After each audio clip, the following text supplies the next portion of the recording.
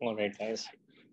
So the things that next up you need to identify, just like we talked about fixed resistors, we talked about um,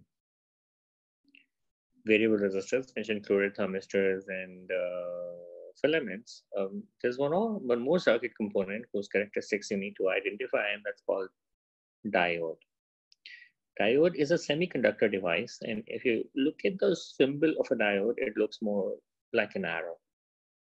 That arrow represents the direction in which the current can flow through the diode. So if you apply the voltage across it so that the current can flow through in this direction, then the diode would allow the current to flow, and that would be called the forward biased state of a diode.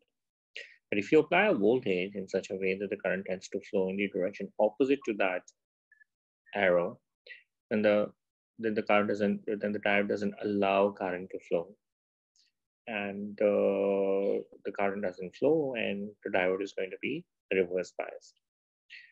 So if you look at these two diagrams here, the current is tending to flow in the direction opposite to the diode. So the diode is reverse biased and the lamp is going to be off. If you look at the second diagram, the diode is pointing in the same direction as the current would tend to flow.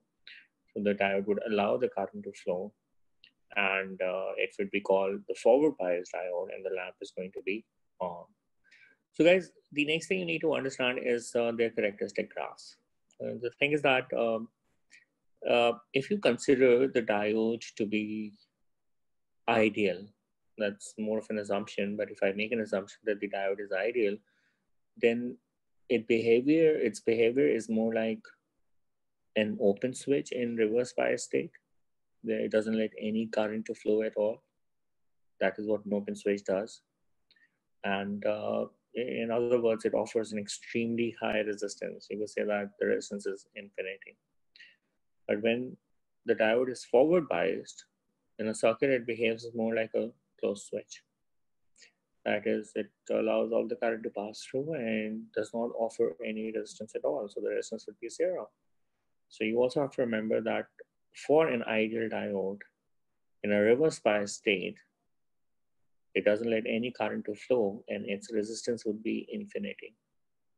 And in forward bias state, its resistance is going to be zero. So guys, if that be the case, and we generally draw, I have not seen the other type of the graph, but we generally draw an IV graph. So for forward bias state, for a positive voltage, the resistance is going to be zero. And since the resistance is 1 upon gradient, so for zero resistance, the gradient should be infinity. So it should be represented by a vertical line over here. Vertical line has infinite gradient. And if the gradient is infinite, resistance would be 1 over infinity. That would be equal to 0. And when it's in the reverse bias state, as I said, it doesn't allow any current to flow. The resistance would be infinity. So the graph would have, for negative voltage, the graph would have 0 gradient. If it's a flat line, it has a 0 gradient and resistance is 1 over gradient. So 1 over 0 becomes infinity. So for infinite resistance, it should be a horizontal line. For 0 resistance, it should be a vertical line. So this is the graph for the forward bias state, and this is the graph for the reverse bias state. And that's only for an ideal diode. But when you look at the real diodes, they behave slightly differently. Instead of showing 0 resistance, they show very low resistance. And instead of showing infinite resistance, they show very high resistance. And hence the graph looks like this. If you could see, this graph is very close to being vertical. So that means it's showing a very, very little amount of resistance. And if you look at this particular graph, this graph is very, very close to being horizontal. And hence it is showing a very, very high resistance. So ideal diode characteristics would be like this, but the ones that we deal with generally are the real ones, and this is how the actual graph looks like. So that's more of an assumption, and this is the realistic behavior of a diode.